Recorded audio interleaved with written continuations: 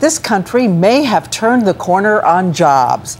216,000 Americans went back to work last month. Unemployment down to 8.8%, the lowest in 2 years. Of course, millions are still looking for work, but companies are hiring now at the fastest pace in 5 years. And Matt Gutman is in Sunrise, Florida tonight with some of the people driving that number. Hello, Matt. Hello, Diane. Well, Florida has been pummeled by unemployment, the third highest jobless rate in the country. But there are some signs of a turnaround. This is a Bloomingdale's outlet recently opened. These workers recently hired, and today's job report gives us a pretty good indicator that this jobs growth will continue. Just 4 months ago, Sharon Walter was out of work, a victim like so many of the recession. To meet somebody and say, well, I'm unemployed, it takes something away from you.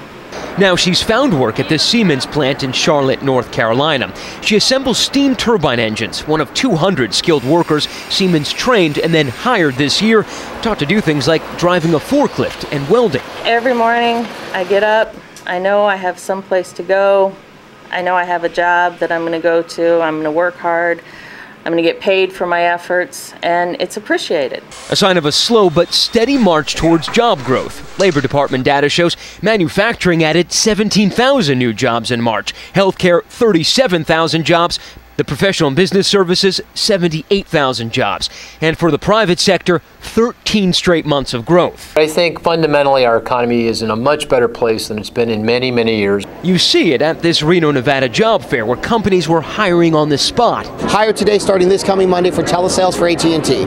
And in Philadelphia, where manufacturers like Boathouse Sports are starting to overtake their Asian competitors and hire again. As we look into the next quarter and beyond, we will be adding additional staff. The news is good, but reality for so many Americans remains grim. 13 million Americans are still out of work. That's more than the population of Illinois. Joseph Capeluzzo was one of them. But do you remember Joe Capeluzzo, the out-of-work carpenter, father of 5 in Florida, who was so desperate to find a job he stood by the side of the road with a sign? Today we caught up with Capeluzzo, who's had enough work to buy a new house. How many days a week have you been working? Including paperwork, 6.5. 6.5 days a week? Yeah. If I had to, I'd work in a bar, I'd work in a laundromat. I would do whatever it took to feed my family.